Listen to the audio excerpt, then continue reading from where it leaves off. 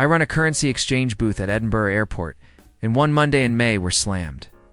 This American couple rushes over, clutching Scottish pounds and demanding dollars because their bank's closed. The guy's sweating. We need to wire money to our hotel before checkout. Why aren't banks open? It's Monday. I tell him it's a bank holiday. He stares like I've told him gravity's reversed. A holiday? For banks? What? Is it the bank president's birthday or something? His wife nods seriously, adding they checked online and nowhere said anything about celebrating. Bank History Month. I explain, it's just what we call public holidays here. She crosses her arms. That's ridiculous. In America, banks close for real holidays like President's Day, which honors actual presidents who did actual things. You can't just shut down the financial system because you feel like calling Monday a holiday. My coworker mentions everyone gets the day off. The guy throws up his hands. Everyone. The whole country. What if there's an emergency? What if someone needs to deposit a check? We suggest ATMs. His wife cuts in, explaining ATMs are for withdrawals only because that's banking fundamentals. Established in the Federal Reserve Act of 1913. She's confident about that year. I didn't know Americans memorized financial legislation. They leave convinced Scotland runs on chaos and vibes, muttering about fiscal irresponsibility.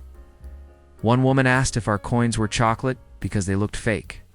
Another guy tried paying with a Starbucks gift card, insisting currency's just preloaded value systems anyway. But the bank holiday couple takes the prize. Nothing says confidence like citing the wrong legislative act to a Scottish cashier on a random Monday. While your hotel checkout looms in your financial knowledge comes from a half-remembered documentary. My cousin manages a small post office in a village outside Valencia, and last October, an American showed up needing to mail a package back to Texas. It's October 12th, Spain's National Day, so we're closed. She knocks anyway, sees my cousin through the window, sorting yesterday's backlog, and knocks harder. He opens up to explain we're closed for the holiday. She looks around at the empty street. What holiday? I don't see any parades. He says it's our national day, like 4th of July. She shakes her head. Spain doesn't have a national day. You have regions. I read about it. Catalonia, Basque Country, all that. This is probably just a regional thing where your mayor decided everyone gets a day off for his birthday or something. My cousin explains it commemorates Columbus landing in the Americas. Her eyes light up. Columbus Day. We have that too, but we renamed it Indigenous Peoples Day for obvious reasons. Why would you still celebrate it? He mentions its tradition. She pulls out her phone, starts reading aloud about problematic colonial history, then asks if he feels guilty working in a government building on a problematic holiday. He reminds her he's not working, which is why the door's locked. She leaves confused about why Spain would close government services to celebrate controversy. Muttering something about civic responsibility and mail infrastructure? I work as a tour guide in Dublin, doing walking tours around Temple Bar and Trinity College. One April Monday, 3 Americans join my morning group, and within 10 minutes, one asks why so many shops are closed. I explain it's a bank holiday, specifically Easter Monday. The youngest guy interrupts. Easter's Sunday. I know because my mom makes me go to church. I confirm Easter Sunday was yesterday, and today's the Monday holiday. He looks at his friends. They get 2 days? That's double dipping. You can't have Easter and Easter Monday. Pick one. I mention it's traditional across Ireland and the UK. The older woman chimes in, saying Americans celebrate Easter properly, meaning one day, because that's what the Bible specifies. Resurrection Sunday. Not Resurrection Sunday, and also Monday for no clear reason. She's firm on biblical accuracy. I point out it's a cultural practice. The third guy asks if we also get Easter Tuesday and Wednesday, assuming it's a whole week situation. When I say no, just Monday. He accuses Ireland of making up holidays without thematic consistency. They spend the rest of the tour debating whether Monday bank holidays are legitimate or just European laziness disguised as tradition. Concluding Ireland probably copied the UK and the UK probably copied France, and nobody actually knows why. I'm a receptionist at a dentist's office in Sydney, and every January we get Americans confused about Australia Day.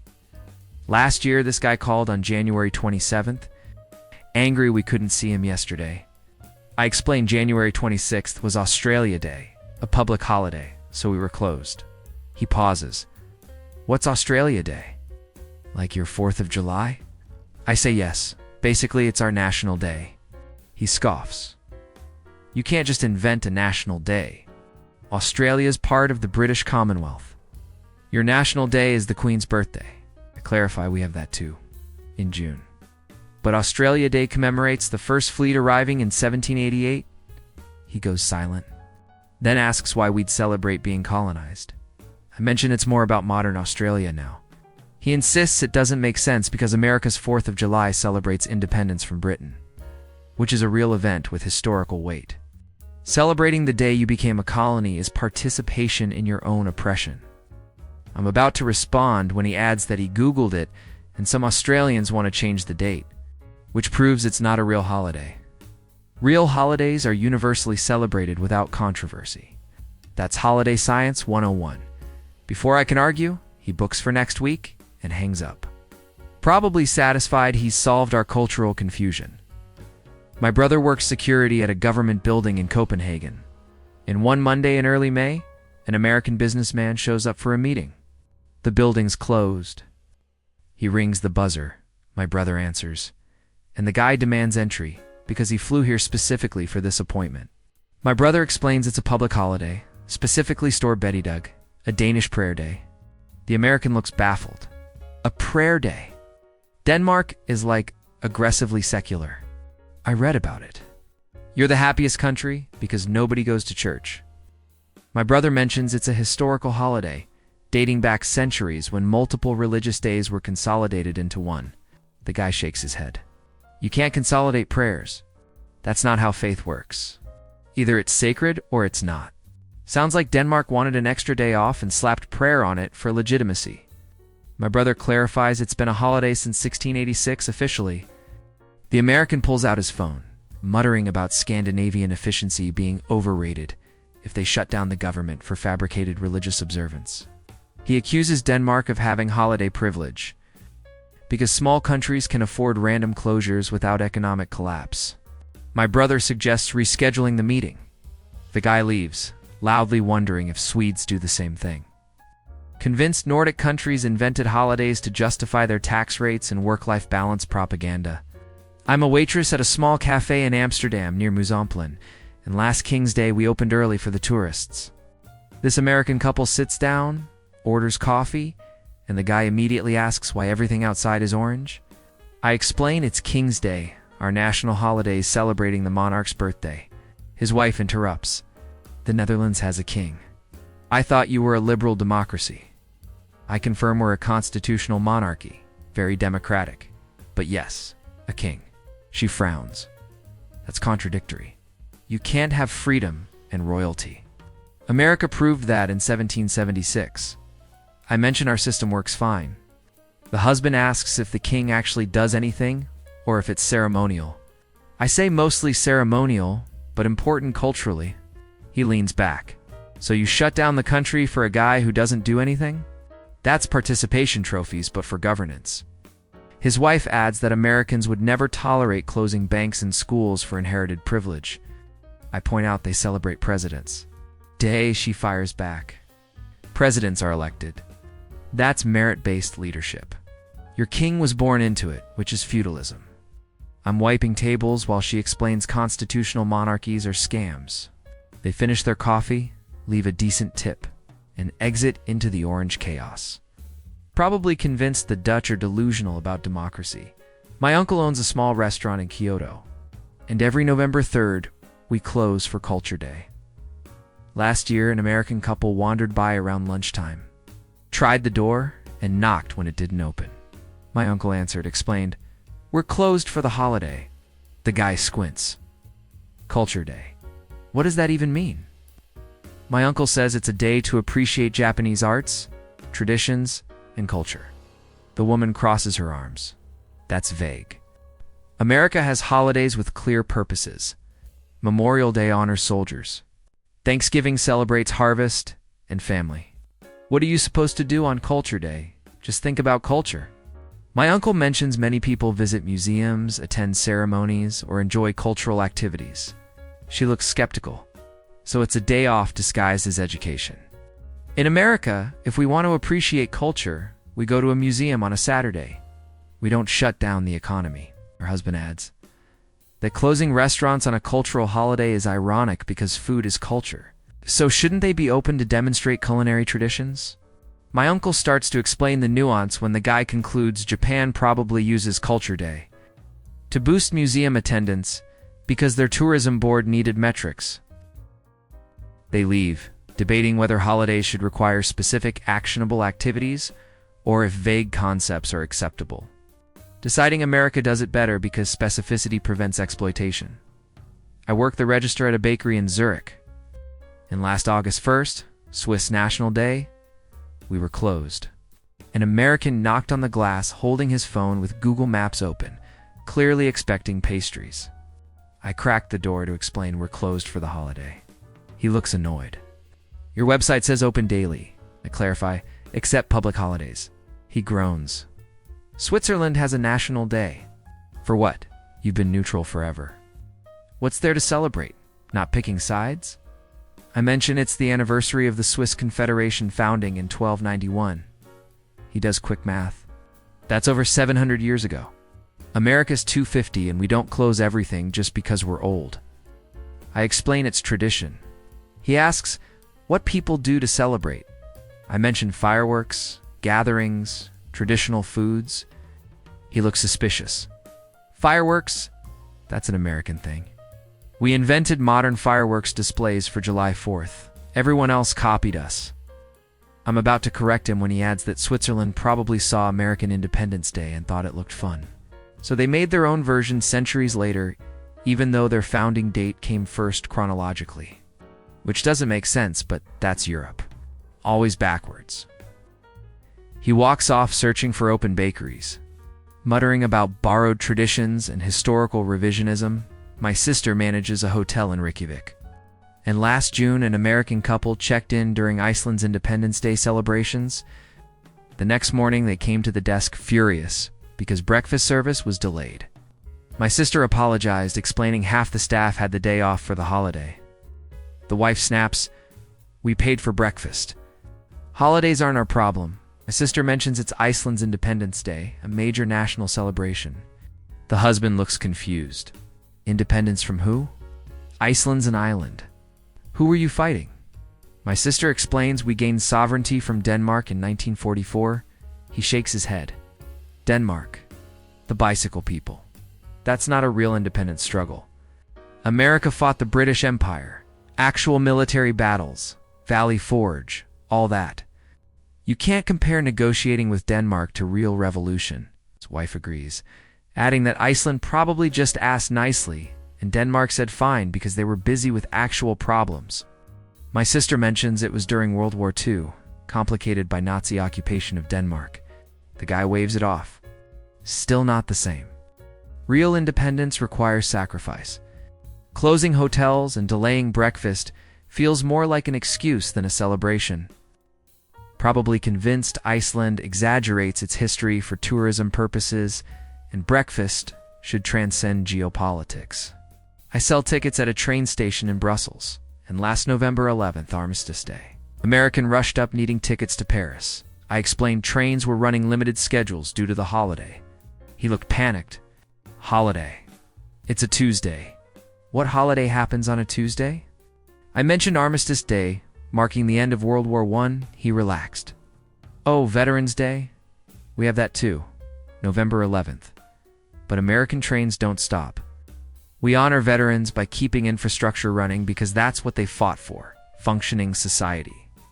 I clarified many Europeans observe it more solemnly, with closures and ceremonies. He frowned. That's backwards.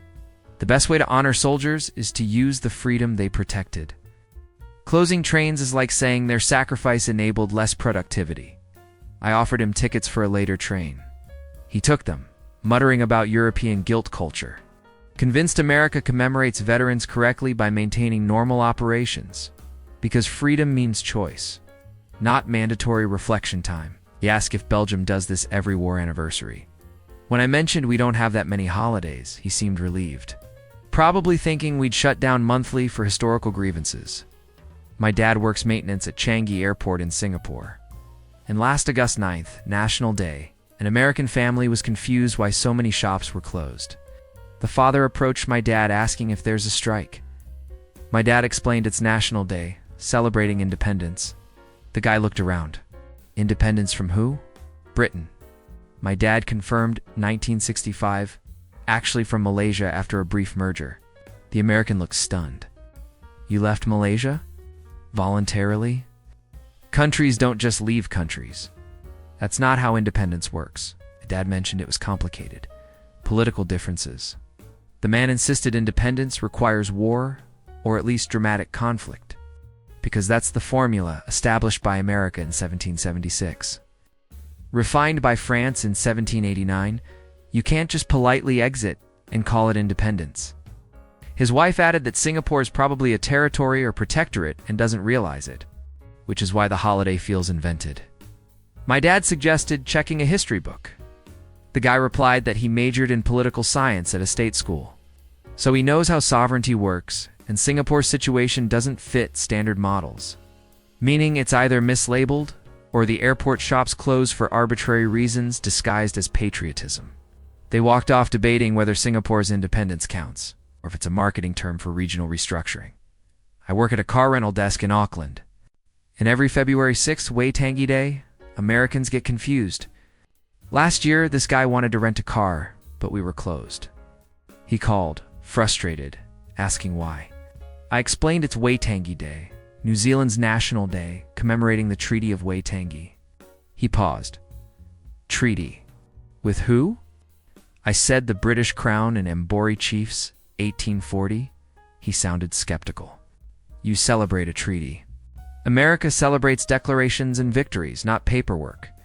Treaties are compromises, nothing to party about. I mentioned it's foundational to New Zealand. He argued that foundational documents should inspire pride.